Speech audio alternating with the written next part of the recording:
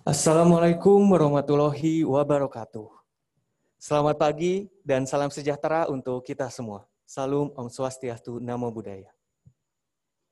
Dengan mengucap syukur Alhamdulillah, marilah kita memanjatkan puji syukur kehadirat Allah Subhanahu wa Ta'ala, Tuhan yang Maha Esa, yang telah melimpahkan kita rahmat dan karunia-Nya, sehingga kini kita dapat berkumpul pada kegiatan pagi hari ini.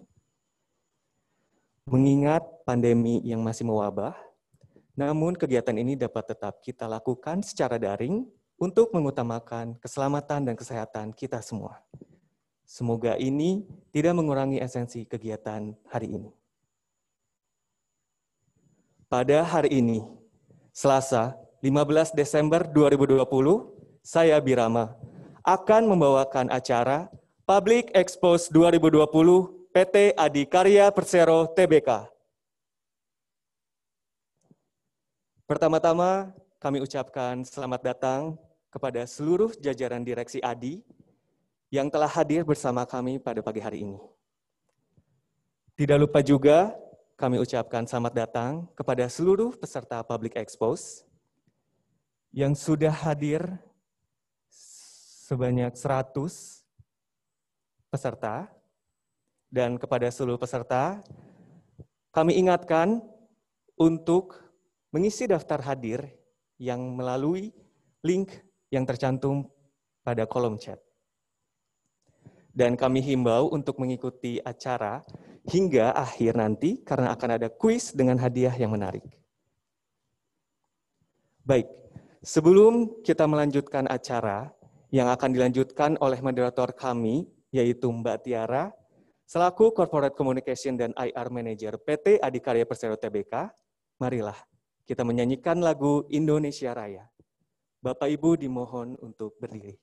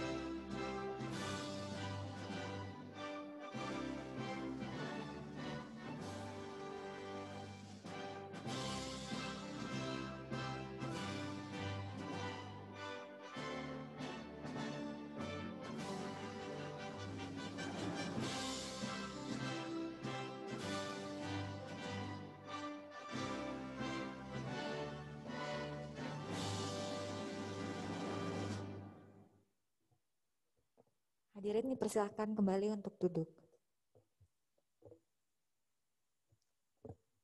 Assalamualaikum warahmatullahi wabarakatuh.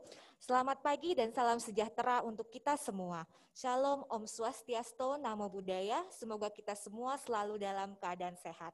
Saya Tiara, moderator pada acara Public Expose 2020 PT Adikarya Persero Tbk.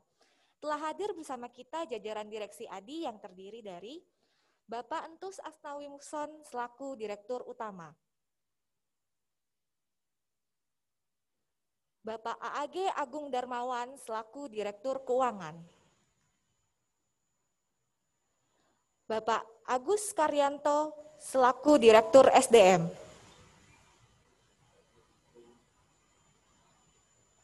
Bapak Suko Widikdo selaku Direktur Operasi 1, Bapak Punjung Setiabrata selaku Direktur Operasi 2. Bapak Parta Sarati selaku Direktur KIHSE dan Pengembangan.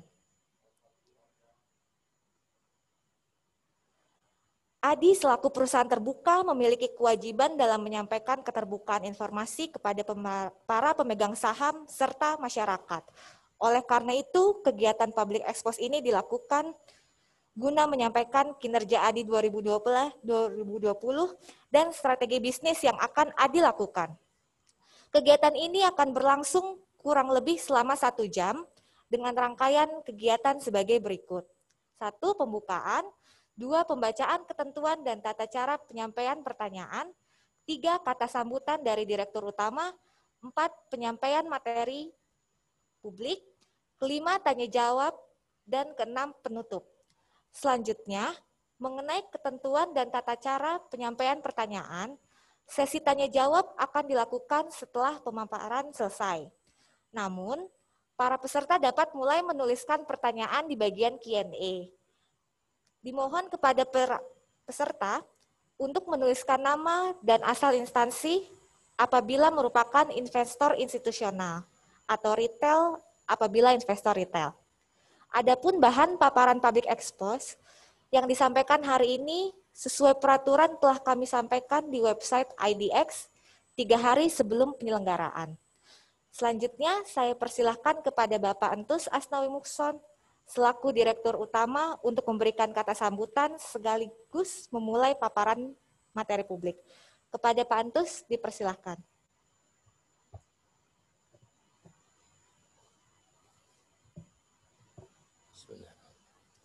Assalamualaikum warahmatullahi wabarakatuh.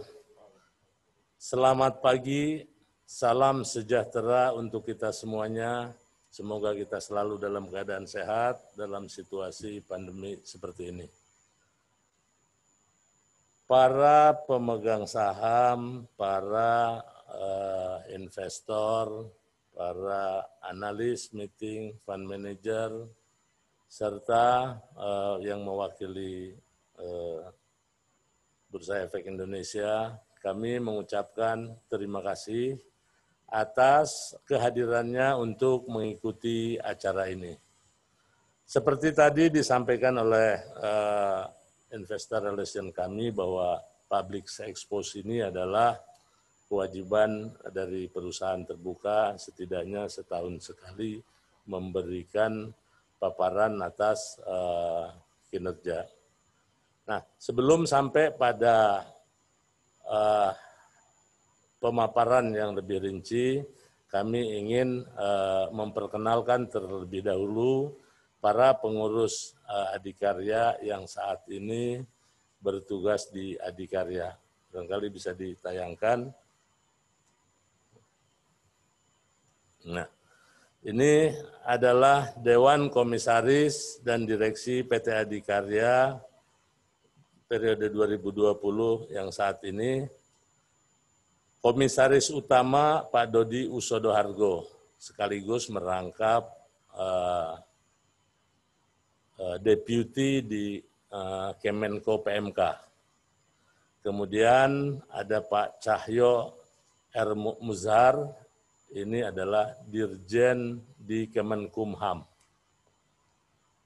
Kemudian yang berikutnya Bapak Widiarto adalah komisaris sekaligus Irjen di Kementerian PUPR. Kemudian Pak Justinus Prastowo, ini adalah staf khusus Kementerian Keuangan, ahli di bidang perpajakan. Kemudian ada komisaris independen Pak Abdul Muni yang sebelumnya bertugas di Kejaksaan Agung. Kemudian komisaris independen juga Pak Hieronymus Hilapok, ini adalah konsultan. Dari jajaran Dewan Komisaris ini, alhamdulillah orang-orang yang luar biasa yang bisa juga membawa dan mengawal Adikarya. Kemudian untuk jajaran direksi, alhamdulillah tadi sudah diperkenalkan dan pada hari ini kebetulan kesemuanya bisa hadir di tempat ini. Kemudian yang berikutnya adalah milestone Adikarya sejak beberapa waktu sejak pendiriannya. Terus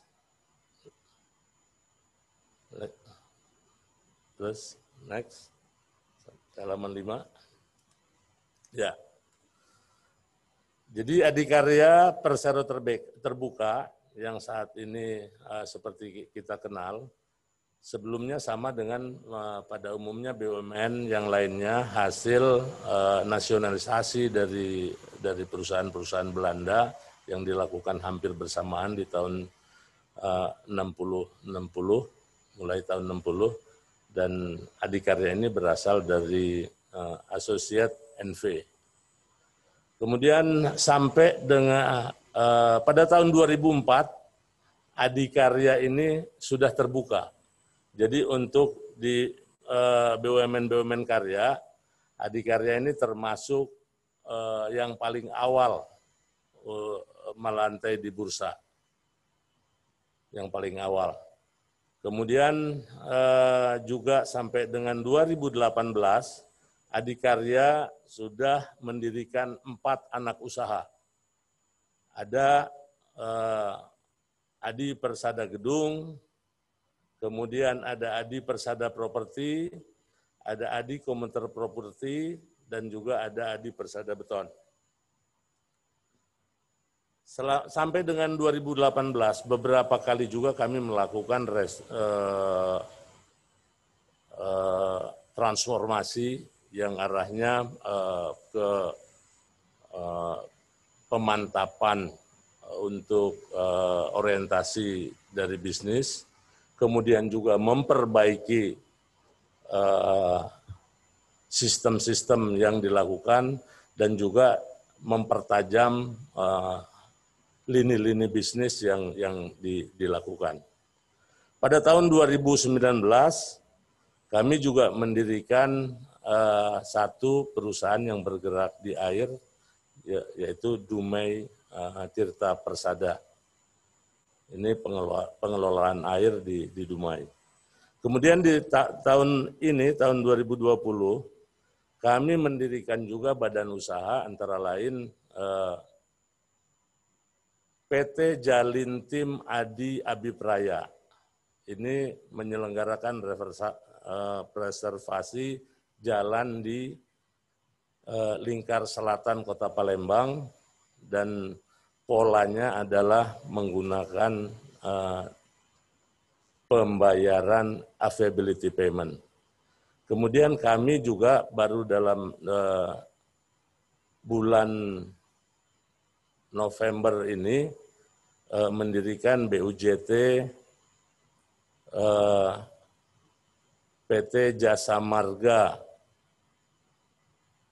Jogja Bawen, dan yang kedua PT Jogja Solo Marga Makmur yang membangun dan atau BUJT untuk jalan tol Jogja Solo Kulon Progo. Kemudian dari sisi sektor usaha, khususnya di bidang investasi, kami berorientasi pada dua hal. Yang pertama, investasi yang mendorong untuk pertumbuhan pendapatan, top line-nya. Dan ini memang di strategi kami semata-mata investasi ini untuk mendapatkan return dari pekerjaan konstruksinya. Dalam jangka waktu setelah pekerjaan selesai, tentu kami akan melepaskan kepemilikannya. Yang pertama. Kemudian yang kedua, investasi yang orientasinya ke recurring income, antara lain investasi-investasi di air, kemudian pengelolaan limbah dan pengelolaan sampah, yang tentu investasinya juga tidak terlalu besar dan menyebar banyak di titik-titik. yang sudah kami lakukan dan yang sudah berjalan, salah satunya adalah PT Dumai Tirta Persada. Kemudian untuk jasa konstruksi, di tahun ini beberapa proyek besar yang kami kerjakan, antara lain misalnya di pekerjaan-pekerjaan jalan tol ada di Banda Aceh Sigli. Ini ruas ini kami kontraktor, kemudian ada juga di Jawa Barat, Cisumdawu, kemudian ada juga di Jawa Timur. Dan baru didapatkan juga di tahun ini untuk jasa konstruksinya, itu ada di Jalan Tol Serang Panimbang yang porsi dari pemerintah VJF. Ini kami juga sebagai kontraktor. Dan beberapa nanti ada ruas-ruas yang memang kami berlaku sebagai kontraktor.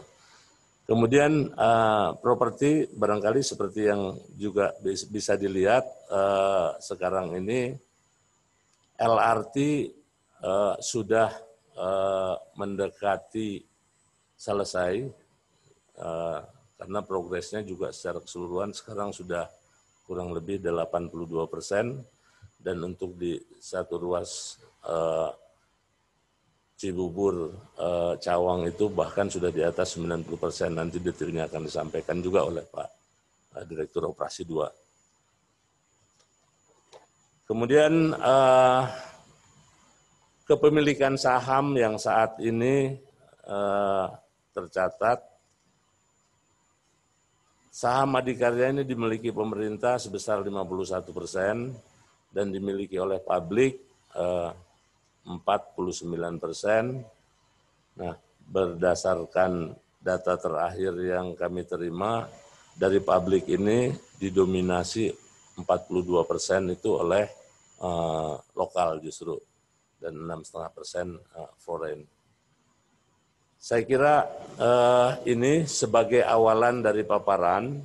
Untuk selanjutnya kami persilahkan siapa duluan nih, Pak Parta barangkali untuk menyampaikan strategi pengembangan dari Adikarya.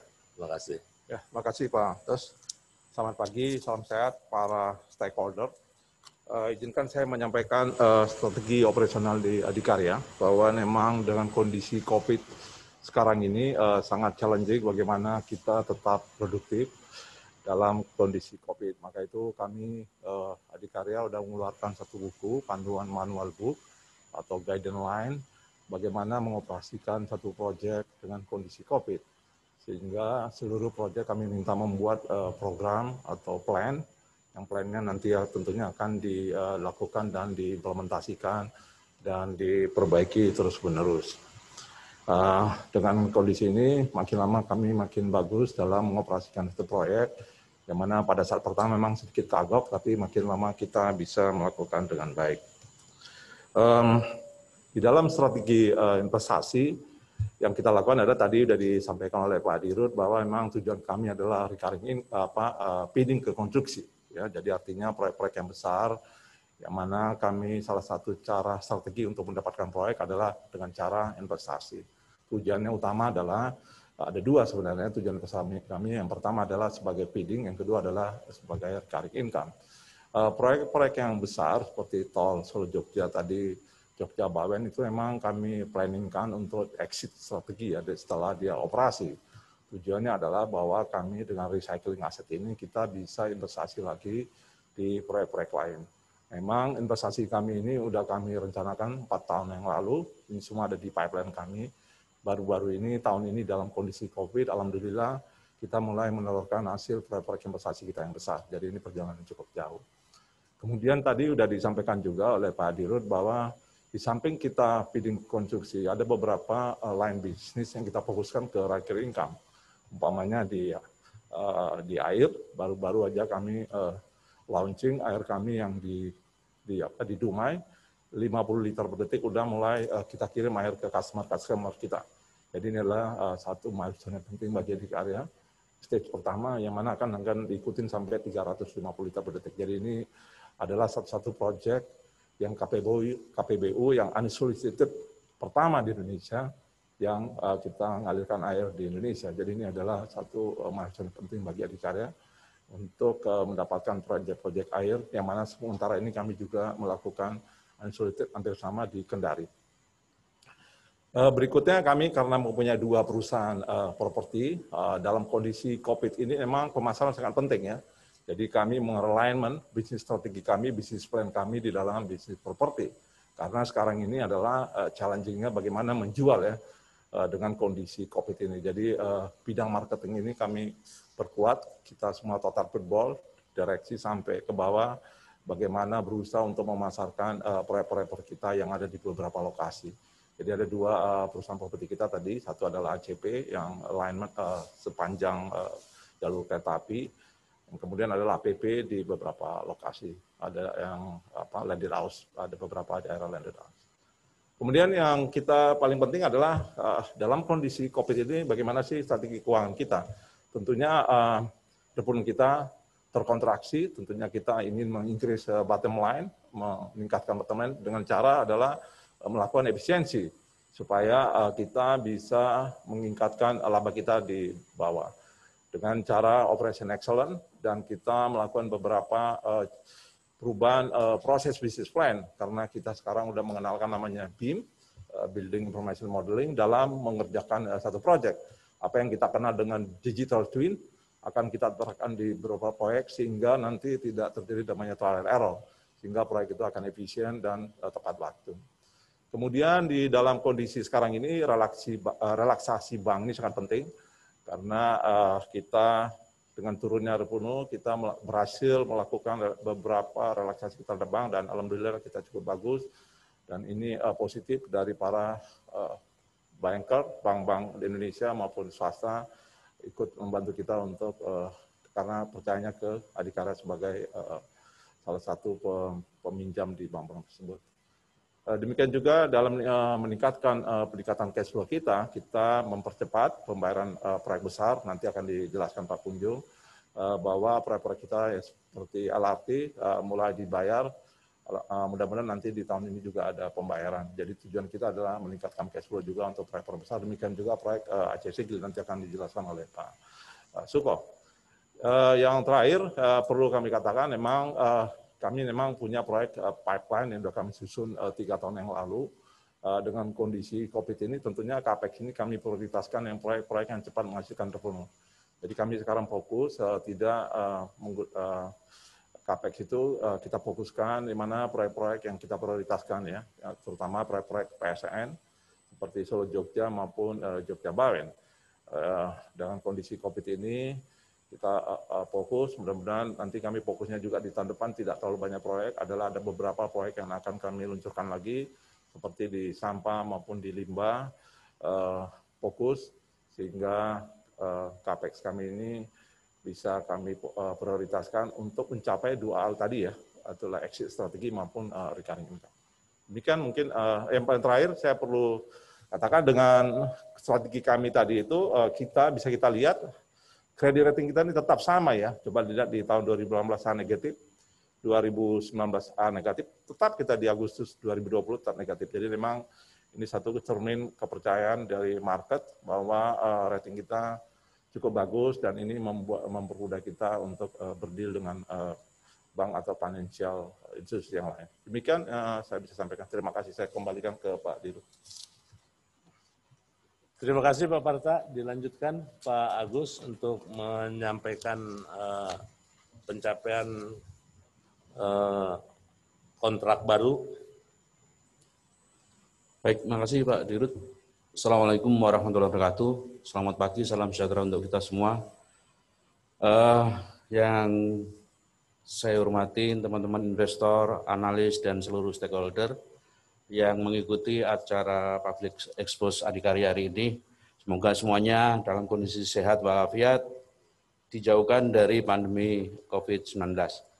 Baik, saya akan laporkan perolahan kontrak Adikarya sampai dengan November, bahwa sampai dengan November, akhir November kemarin, Adikarya sudah mencatatkan kontrak baru 17,3 triliun, di mana Ini mengalami peningkatan kalau dibandingkan dengan perolehan kontrak adikarya sampai dengan Desember 2019 kemarin hanya 14,7, meningkat kira-kira 20%.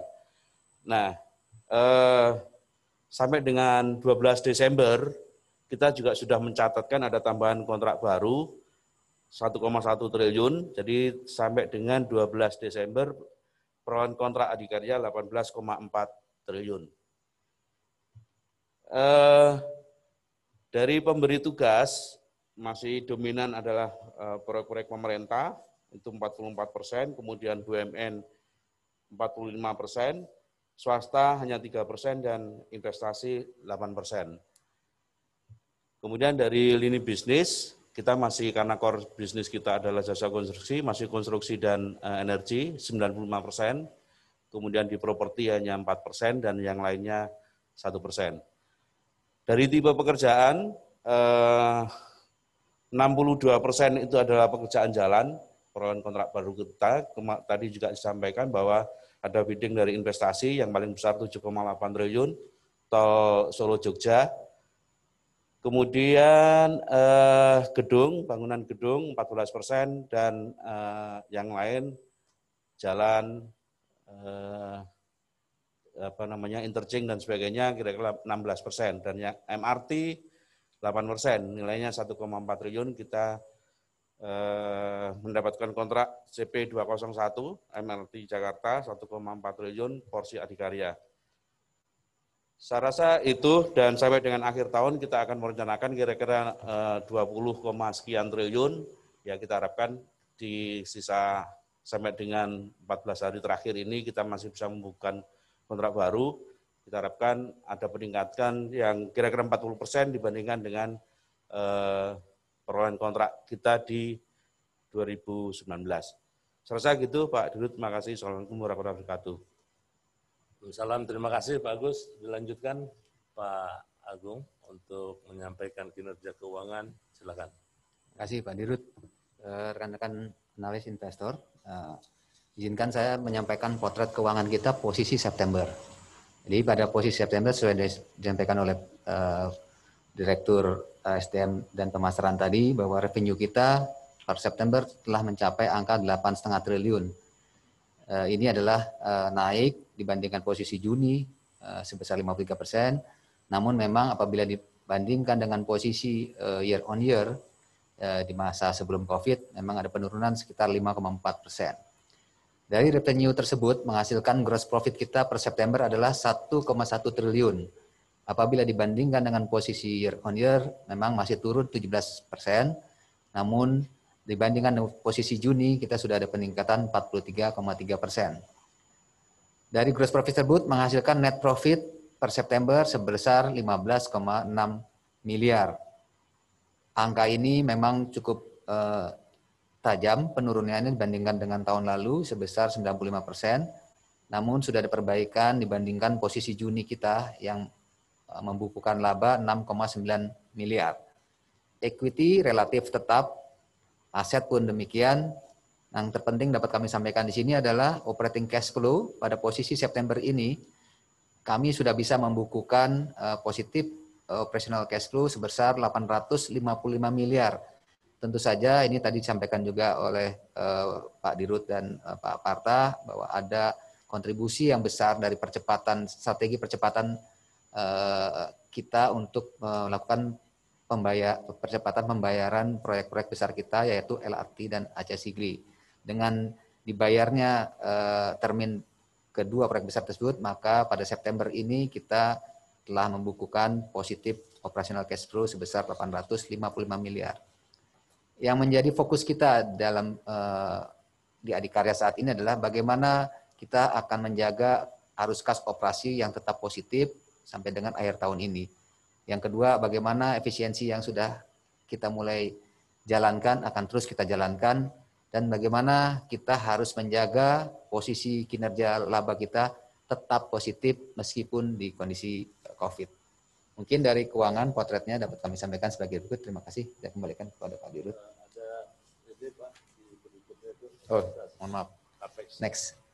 Ya untuk CAPEX tadi sudah disampaikan dalam strategi keuangan kita memang ada sedikit penundaan untuk CAPEX dan dalam masa pandemi sehingga realisasi CAPEX kami pada saat ini sampai dengan September baru 419 miliar untuk hal-hal yang urgent memang harus kita ikut, yaitu investasi alat berat dan pernyataan atau KSO pada anak usaha yang tadi sudah disampaikan ada beberapa yang harus kita ikut di tahun 2020 ini. Sementara beberapa capek kita yang lainnya seperti penyertaan pada anak usaha yaitu pembelian tanah untuk anak perusahaan di ACP kami tunda untuk tahun depan karena ada kondisi pandemi. Demikian Pak Dirut, terima kasih. Terima kasih Pak Agung. Selanjutnya paparan dari Direktorat Operasi 2 Pak Bunjung untuk proyek-proyek yang besar di ROP 2 Pak. Silakan. Terima kasih Pak Dirut. Selamat pagi rekan-rekan investor yang saya hormati. Sedikit akan saya sampaikan progres terkini dari proyek LRT Jabodebek fase 1. Jadi secara total progresnya adalah 80,0%. Sedangkan seperti yang dikatakan oleh Pak Dirut tadi, untuk Cawang Cibubur sendiri saat ini sudah mencapai 92,4%. Dan kalau Bapak Ibu lalu lalang di sekitar tol Jagorawi akan melihat banyak sekali kereta yang sudah ada di sana.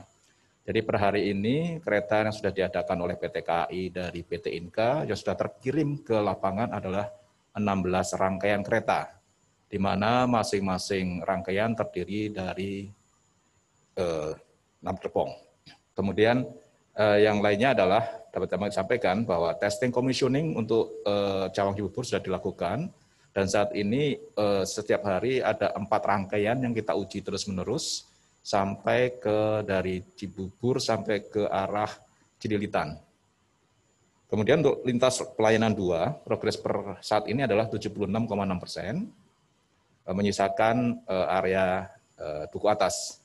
Kemudian lintas pelayanan 3, 88,7%, Cawang Bekasi Timur.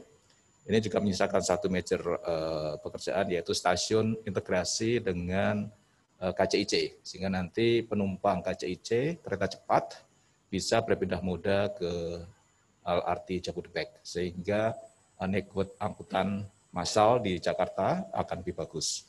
Terakhir adalah depo di Bekasi Timur, pembebasan lahan sudah 100%, dan progres fisik per hari ini adalah 31,4%.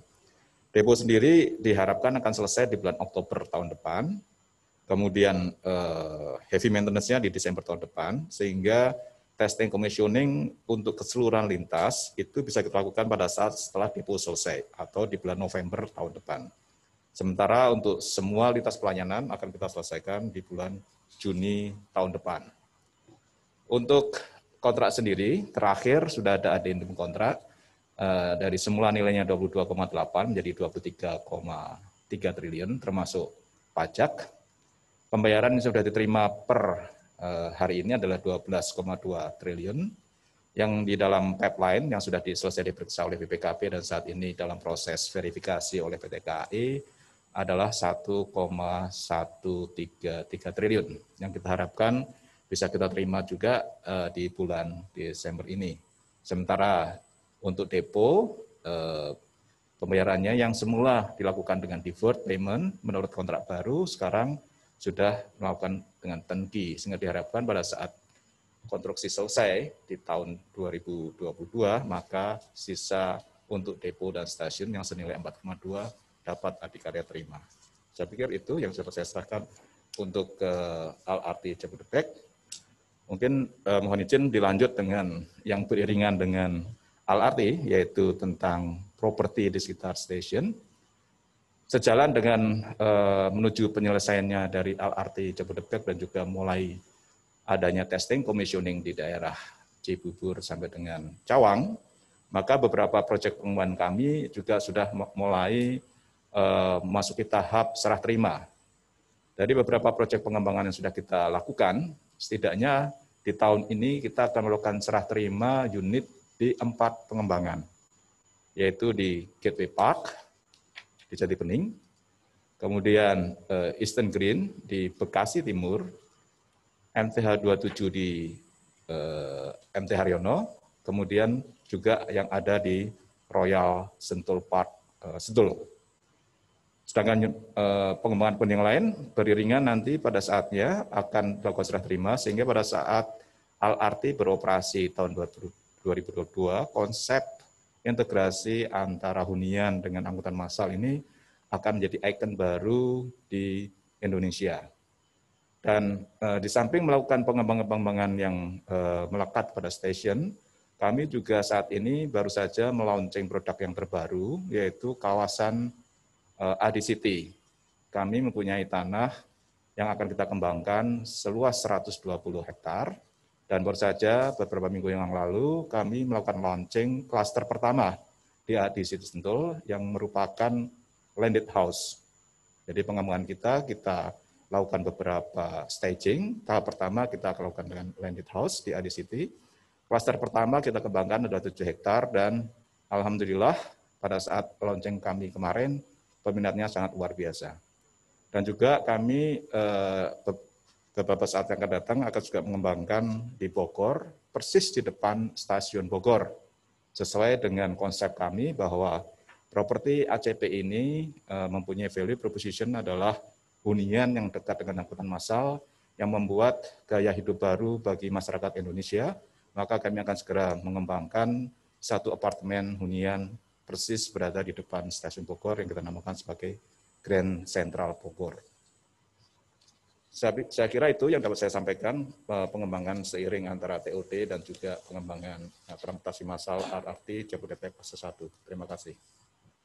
Terima kasih Pak Punjung. Dilanjutkan Direktur Operasi 1 Pak untuk menyampaikan update proyeknya.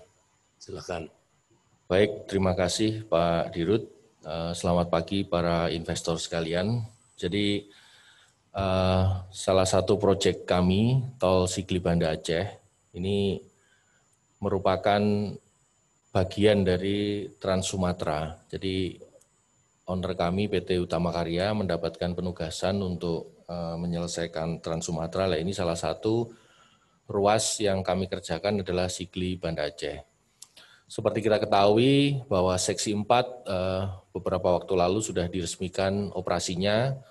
Nah, sampai hari ini kami khusus untuk Seksi 3 sedang melakukan uji layak fungsi. Jadi ULF sedang kami lakukan hari ini, harapannya minggu ketiga besok sudah selesai, sehingga kami juga sudah siap untuk mengajukan sertifikat atau surat layak operasinya. Sehingga harapannya Seksi 3 juga bisa segera kami serah terimakan kepada owner, untuk nanti owner juga apabila akan mengoperasikan juga bisa. Kemudian untuk seksi lain yang juga progresnya juga cukup bagus adalah di seksi 2 dan di seksi 6. Ini rencana kami akan serah terimakan di bulan Maret tahun 2021. Kemudian disusul seksi 5 dan seksi 1 di akhir tahun 2021. Secara total progres Sibanceh Toll Road ini ada di 60,1%. Jadi terhadap nilai proyek 7,7 triliun. Saya kira, untuk pembayaran sampai saat ini kami sudah menerima pembayaran 1,4 triliun exclude tax. Nah, nanti harapannya setelah seksi 3 ini kami serah terimakan, kami juga langsung proses finalisasi untuk tagihan di seksi 3 sebesar kira-kira 1,6 triliun. Saya kira itu tambahan yang bisa kami sampaikan untuk proyek Tol Sigli Banda Aceh. Saya kembalikan ke Pak Dirut. Terima kasih. Terima kasih Pak Suko. Bapak, Ibu, para analis, para pemegang saham, para fund manager, itulah paparan yang dapat kami sampaikan, yang secara umum memang atas progres sampai dengan bulan Juni. Kemudian untuk selanjutnya kami kembalikan kepada investor relation untuk menyelenggarakan Q&A barangkali ya. Silakan. Terima kasih atas paparan dari Bapak-Bapak Direksi. Selamat datang juga kepada Bapak Dodi Usodohargo, Komisaris Utama ADI yang ikut hadir secara daring pada acara Public Expose hari ini. Kemudian acara dilanjutkan dengan sesi tanya jawab. Mengingat keterbatasan waktu, kami akan memilih dan menggabungkan pertanyaan yang relevan untuk dijawab oleh manajemen. Sebelumnya kami mohon maaf apabila tidak bisa membacakan semua pertanyaan yang masuk. Meski demikian, pertanyaan lebih lanjut dapat diajukan kepada email perseroan yaitu korkom@adi.co.id. Sesi tanya jawab akan dilakukan 2 sesi, di mana masing-masing sesi terdiri dari 3 pertanyaan. Untuk sesi 1 akan dimulai pertanyaan dari di sini tidak disebutkan namanya, tapi pertanyaannya adalah bagaimana strategi pendanaan dari kontrak baru investasi yang rencananya akan fokus di Tol Solo Jogja Bawen dan proyek lainnya? Kepada Bapak-Bapak Direksi mungkin bisa langsung dijawab. Baik, saya kira untuk Solo Jogja, kebetulan kami punya 24% di jasa PT Solo Jogja Marga Makmur. Kemudian Jasa Marga 25%, sisanya adalah DMT Gama 51%. Sampai dengan saat ini, saya kira untuk Adikarya yang 24% ini, untuk pelaksanaan pekerjaan sendiri, kita sudah dengan beberapa mitra kerja yang financingnya juga sudah dilakukan, dukungan dari perbankan, nanti ini akan dijelaskan oleh Pak Agung. Kemudian untuk financial close secara keseluruhan memang masih dalam pembahasan, setidaknya untuk Adikarya dan untuk Jasa Marga sudah siap dengan financial close dari proyek ini dengan dukungan dari perbankan. Memang kita masih punya masalah di mana di DMT Gama, tapi dari pembahasan terakhir ini juga sudah ada titik terang bahwa financial close-nya ini bisa dilakukan. Dan kami pada hari Jumat kemarin sudah memulai pekerjaan Solo Jogja ini.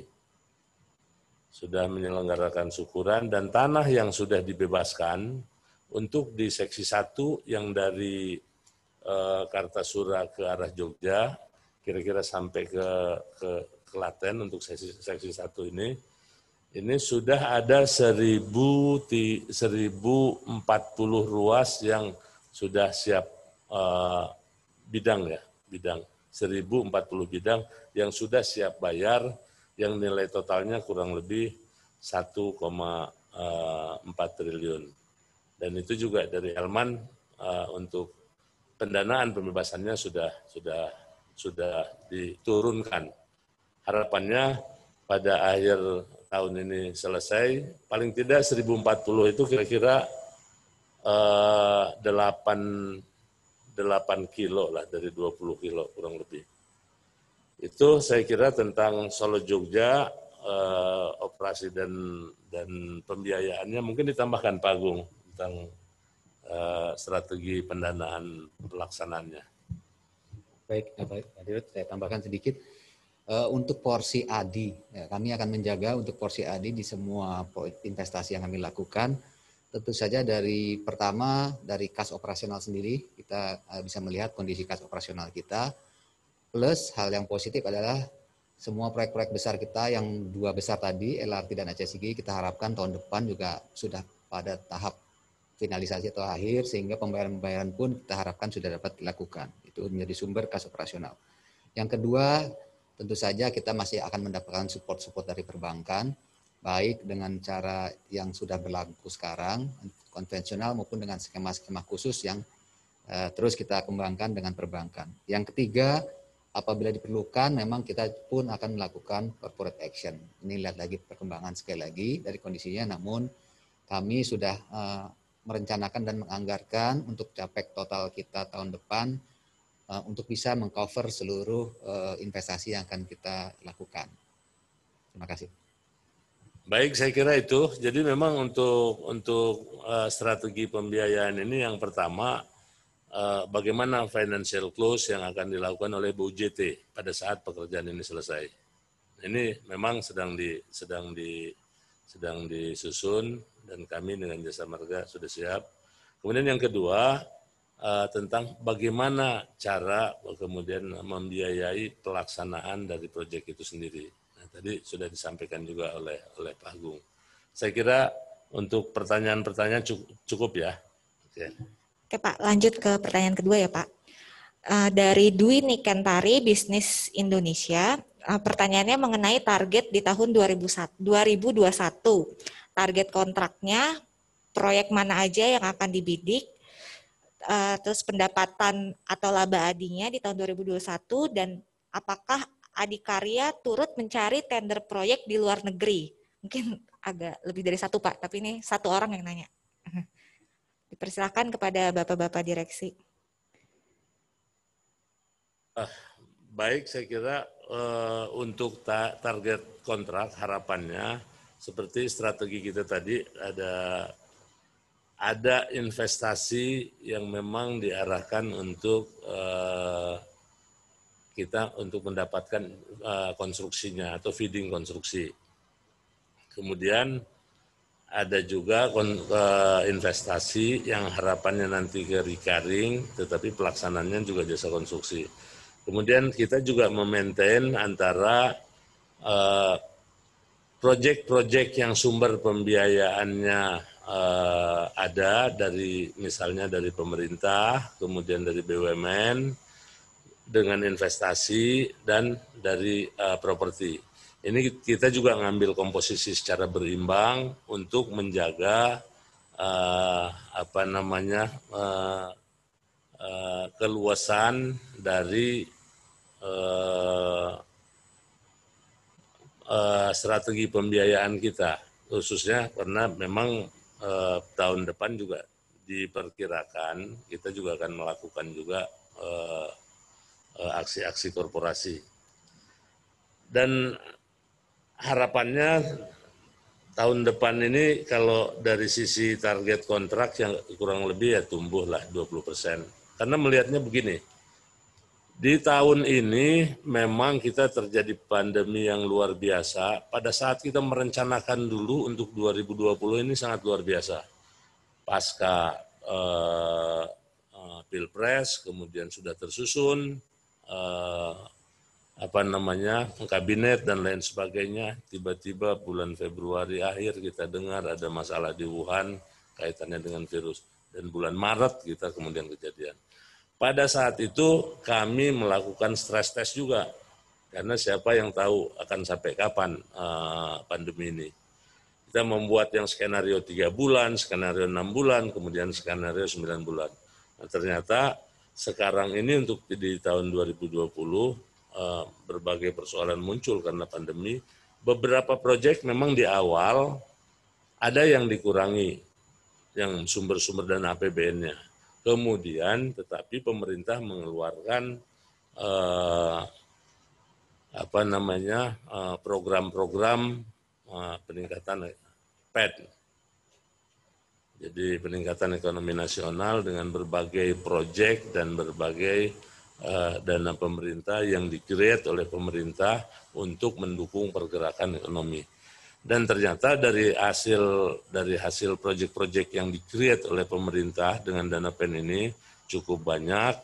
Kemudian juga ini juga kemudian mendorong investasi-investasi yang dilakukan oleh pihak-pihak non pemerintah juga ikut terdorong, sehingga ada banyak proyek yang kemudian sampai dengan akhir tahun ditenderkan, sekalipun misalnya pelaksanaannya akan dilakukan tahun depan.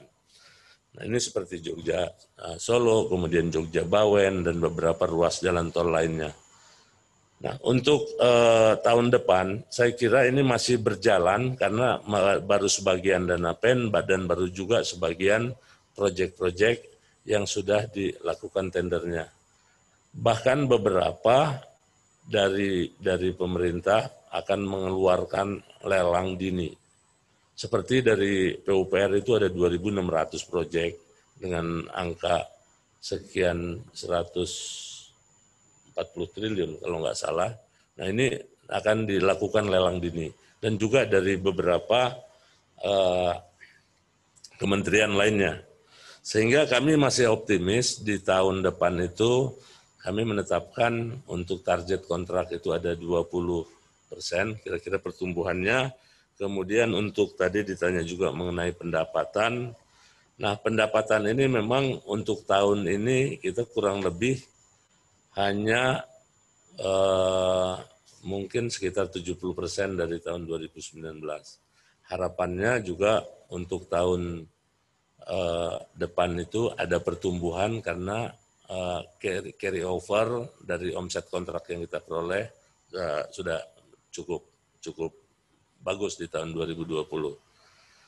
Kemudian tentu kalau laba seiring harapannya memang tahun ini break even kita itu hanya di atasnya sedikit ini rencana perolehan sehingga kita juga nggak terlalu besar proyeksi di akhir tahun. Sampai September saja kita hanya mencatatkan 15 ya.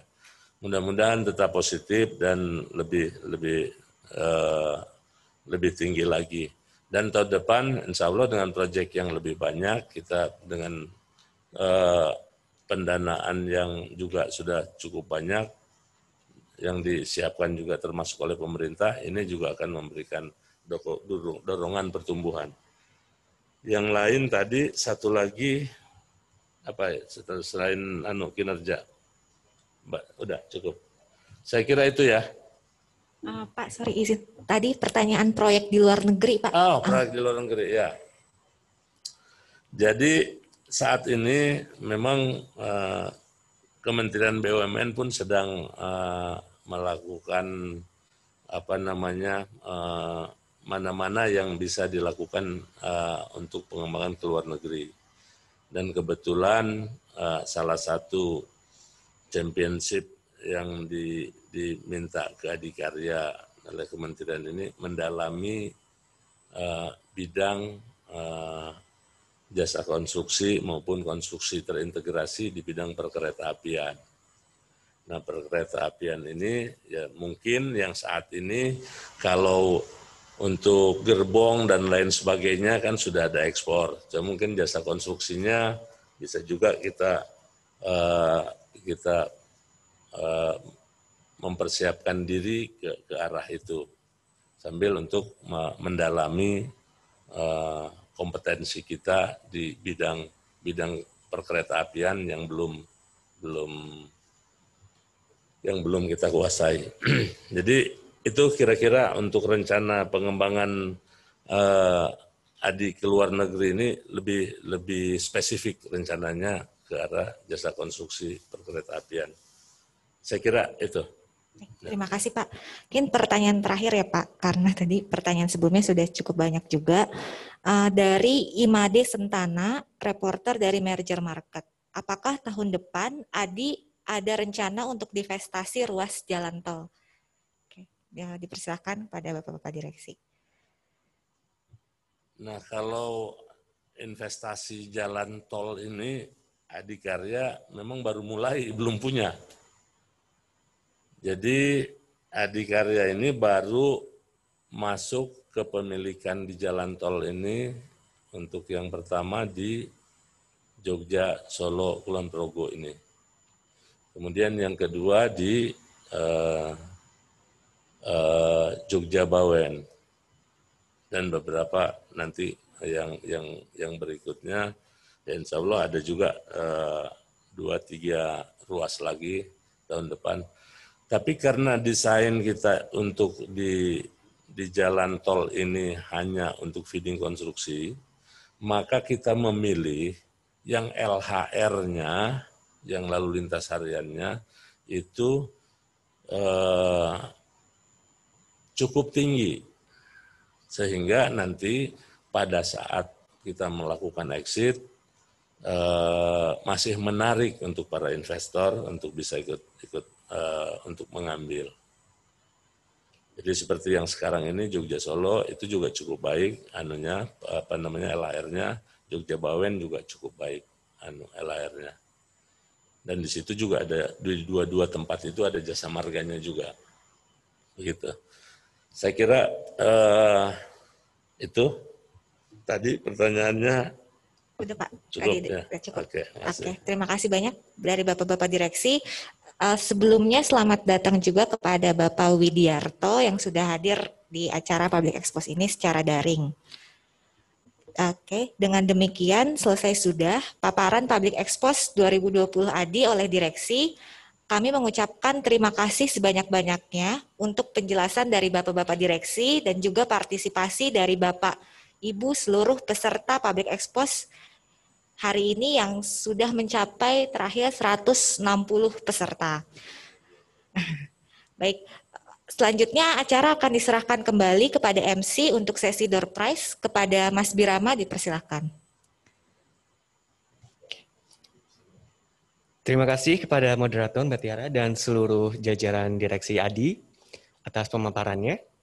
Selanjutnya kepada seluruh peserta Public Expose. Sebelum kami tutup acara, akan ada kuis yang dapat diikuti oleh seluruh peserta, dan tentunya akan ada hadiah menarik bagi 3 orang pemenang.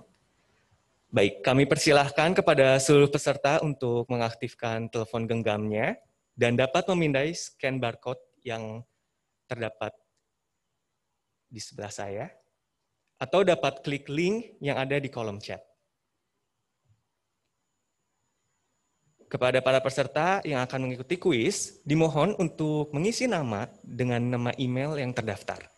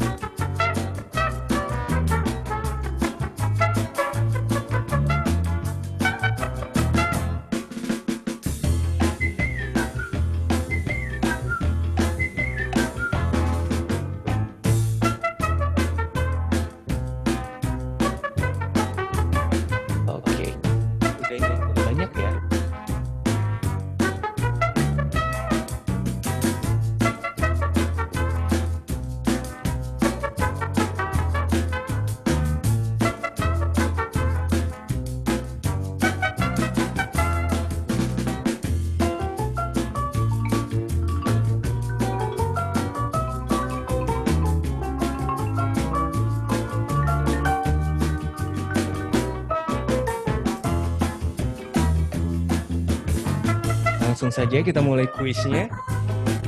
Siap-siap. 1, 2, 3. Oke. Pertanyaan pertama. Adi telah berdiri sejak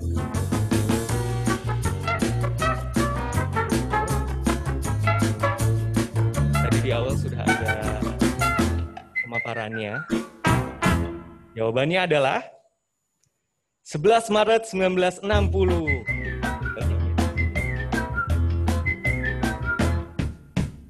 Pertanyaan yang kedua. Jawabnya harus lebih cepat ya.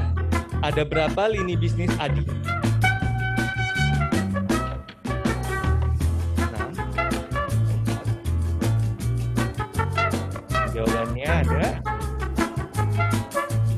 5. Jawabnya ini harus lebih cepat karena akan menambah poin di akhir.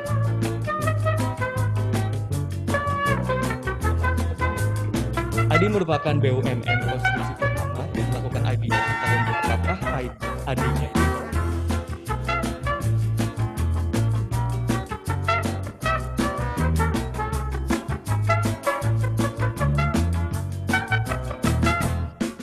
Tahun 2004.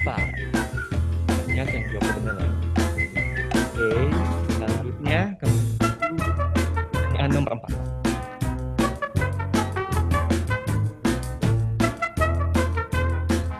Ini merupakan salah satu proyek yang sedang dikerjakan oleh Adi. Proyek apakah ini?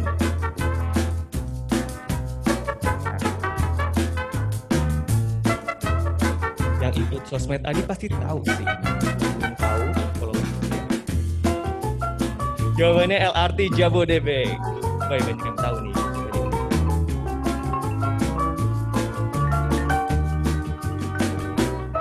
Pertanyaan terakhir. Adi senantiasa selalu melakukan inovasi dan pencapaian. Salah satu pencapaian Adi adalah perolehan 5 revolusi pada proyek LRT Jabodebek. Betul atau salah? Betul dong pastinya. Oke, mari kita lihat siapa pemenangnya. Wow, tipis sekali. Adam Hussein, 4.621 poin. Ada 3 pemenang ya, jadi 3 terbesar. Nanti akan kami hubungi hadiah.